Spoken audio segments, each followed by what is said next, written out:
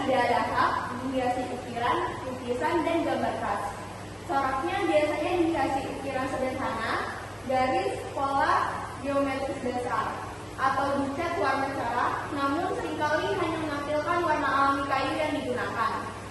Teknik yang digunakan pementasan kayu dengan pisau pahat khusus untuk membentuk bagian luar dan dalam serta membangi tengahnya. Kemudian dikeringkan dan bisa dihias atau dicat.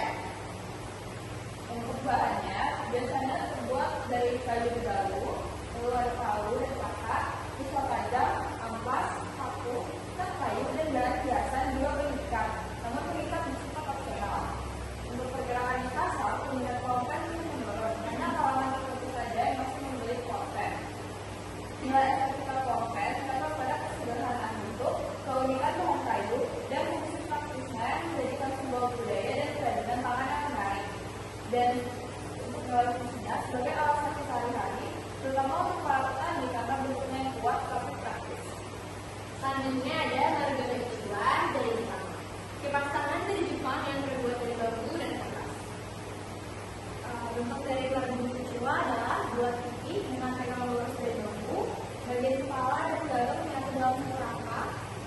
Kerangkanya motif tradisional Jepang seperti bunga sakura, ombak bayam, shiyoe, burung gambang atau geisha.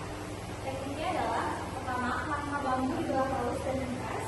Dua, kertas washi ditempel menggunakan teknik tradisional. Tiga, dilakukan secara tradisional. Lalu bahannya ada yang pertama bambu tipis untuk kerangka dan gagang. Yang kedua kertas kashu, kertas tradisional Jepang. Lalu lem organik dari tepung atau bahan alami. Selanjutnya adalah nilai fungsi dari marugame uchiwa dari Jepang. Pertama, pendinginan. Kipas uchiwa digunakan untuk menghasilkan aliran udara yang membantu mendinginkan tubuh. Yang kedua, sebagai alat promosi atau souvenir.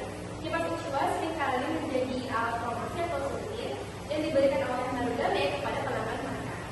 Yang ketiga, sebagai fungsi sosial atau budaya. Kipas uchiwa juga memiliki nilai budaya yang sering dikaitkan dengan tradisi dan festival di Jepang.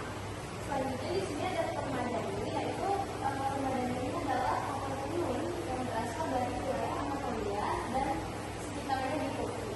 Yang diperlukan itu untuk membuat permadani ini adalah buah domba Anatolia, supranate, dan kapas untuk benang dasarnya. Teknik yang digunakan dalam permadani ini menggunakan tradisional atau sempur ganda agar hasilnya itu lebih padat dan tahan lama dibandingkan simpul ular. Lalu di sini bentuk dan caranya ada geometris tribal seperti berian, segi enam atau bintang. Contohnya itu pada karpet Anatolia Tengah, dan ada juga floral dan medallion yang ada seperti bunga tulip, anelian, dan medallion besar pada permadani besar atau kereket.